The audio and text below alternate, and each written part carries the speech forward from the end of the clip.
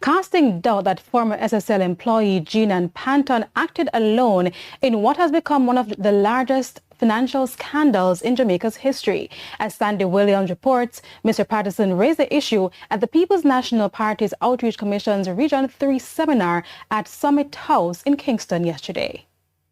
At the PNP's Outreach Commission's Region 3 seminar dubbed Let's Get the Record Straight, Least We Forget, former Prime Minister P.J. Patterson made it clear that he does not indulge in rumor, speculation or gossip. Instead, he insisted on dealing with facts, raising serious questions about the scale of the fraud at Stocks and Securities Limited SSL and who else might have been involved. I know there is a legal presumption of innocence to which all accused are entitled. If anyone who thinks that whatever Ms. Panton is accused of doing, if in fact she did anything could be done by her alone, must still believe that the world is flat. Mr. Patterson emphasized that this was not a partisan issue, but a matter of national significance that affects the integrity of Jamaica's financial sector. He didn't hold back in his criticism of the government, accusing it of treating the case as a matter of national secrecy. How could any government in their right senses possibly think that the failure of a licensed institution to repay 200 investors whose money has vanished could become an issue of national secrecy? Panton, the former SSL wealth advisor, is currently facing 22 charges, including falsification of accounts, forgery and larceny. Among the victims of the massive fraud is sprint legend Usain Bolt, whose missing millions have drawn international attention to the case. The former Prime Minister argued that the scale of the fraud was too vast to have gone unnoticed, particularly by international financial watchdogs. Even if he kept quiet about it, there is an interest because you have some publications that track the income and the worth of athletic stars and of musical stars.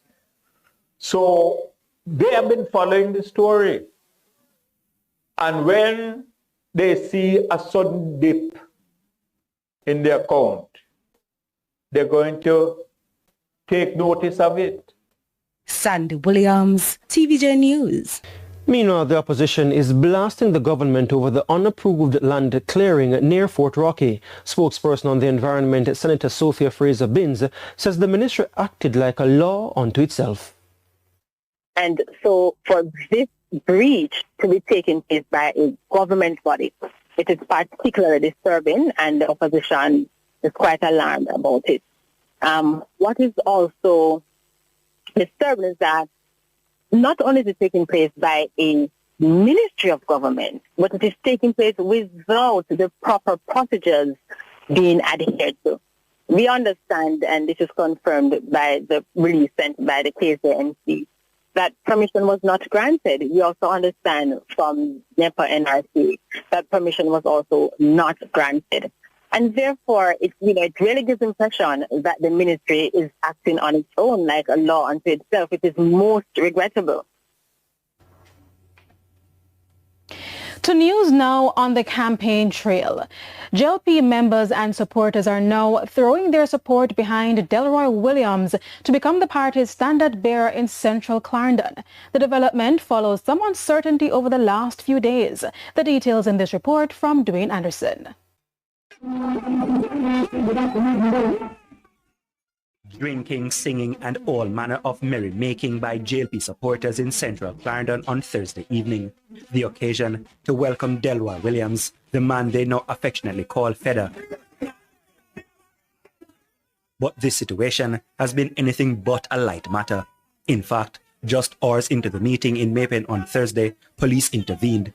No permit had been obtained for the party-type gathering. Eventually, things were rectified and the supporters were allowed to continue their celebration.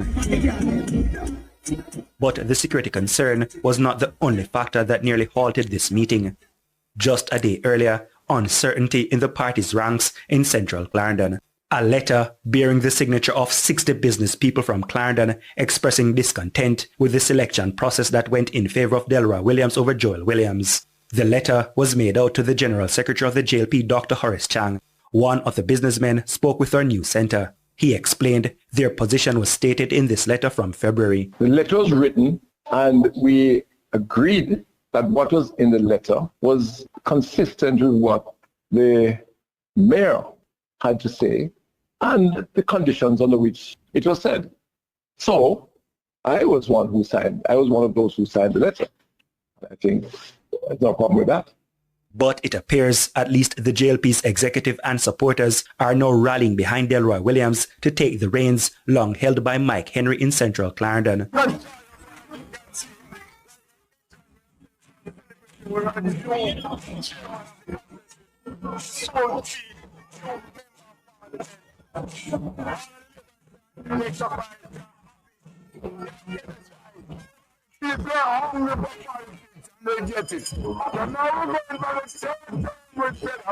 The people have spoken, and wherever the people go, as an elected representative, I am for my people, so wherever my people go, I will always go.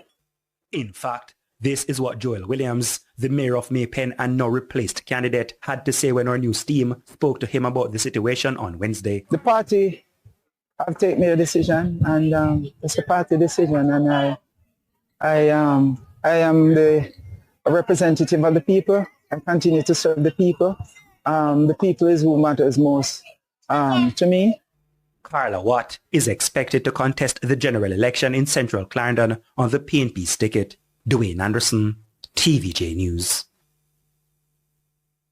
There's another push to inject more resources in schools classified as underperforming. Education Minister Dr. Dana Morris-Dixon gave the update at Friday's sitting of the Finance Committee of Parliament. Details from Andrea Chisholm. An underperforming school can be described as one which got an unsatisfactory rating in key areas. For example, the academic performance of students. The Education Minister indicated there are about 56 high schools and 189 primary schools which are performing below standard. Research shows that a number of the children are from low socioeconomic groups. A commitment of ours is to ensure that in those schools that breakfast is also provided. For those schools, they currently get lunch, but we are going to be providing breakfast also this year to those schools. The 2025-2026 budget shows that almost $9 billion have been set aside for school nutritional support. In addition, underperforming schools will also get more resources. We have a special program where we're actually putting the best labs in those schools because we're trying to flip the narrative a bit. Because where a school is not performing, it doesn't mean that you should shun them. It means they need more resources. And so we're putting the better labs. We're doing some really big labs in those schools that are underperforming because we understand that just because you've been placed in a school that's underperforming doesn't say something about you or your ability. You may not have had some of the kind of support that you needed in your family or in your community, but you still deserve a chance. Those schools will also benefit from weekend and holiday classes. In the meantime, Dr. Dana Morris-Dixon says work continues to get all schools off the shift system. Currently, we have 27 schools that are still on the shift program. We expect that over the next 2 financial years, 6 additional ones will be taken off. And the plan is that by 2028, there will be no schools on shift. And so we have a full schedule of when each of the schools will be taken off shift. And so we're expecting to meet that target of 2028. Andrea Chisholm, TVJ News. Murders and other major crimes continue to trend downward across Jamaica. Police statistics show that for the period January 1 to February 28 this year, murders are being are down 35%. 117 murders were recorded for the period this year, compared to 180 murders for the corresponding period in 2024. National Security Minister Dr. Horace Chang told the Standing Finance Committee of Parliament the downward trend is expected to continue. The police officers in their reorganization and deployment are showing significant gains and disruption of gangs, while simultaneously monitoring the disputes in various areas. Madam Chair and members, this is no coincidence. These results are the direct outcome of the strategic, data-driven and targeted initiatives spearheaded by the Ministry and the JCF. They reflect the substantial investment we have made to reinforce our security apparatus, enhance law enforcement capabilities, improve their border control, and strengthen our